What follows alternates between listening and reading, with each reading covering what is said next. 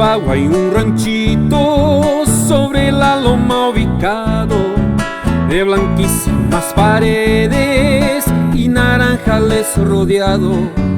Allí viven tres hermanas, las tres llamadas María, igual que las que en el cielo pusiera el Creador un día. Una es María Antonia Morocha preciosa, otra es María Rosa, que es un primor, y la más divina María Cristina, de la cual espero sincero su amor.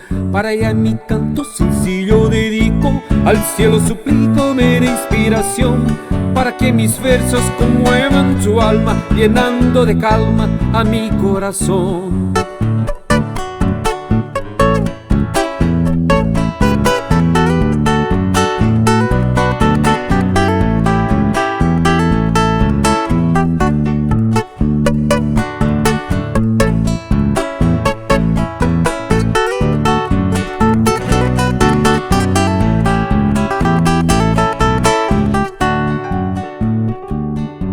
En la noche de clara luna siempre se suele escuchar de lejos la serenata que allí le van a cantar.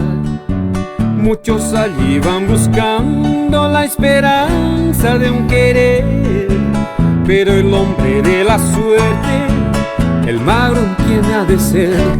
Una es María Antonia Morocha preciosa, otra es María Rosa, que es un primor, y la más divina María Cristina, de la cual espero sincero su amor. Para ella en mi canto sencillo dedico, al cielo suplico me dé inspiración, para que mis versos conmuevan su alma, llenando de calma a mi corazón.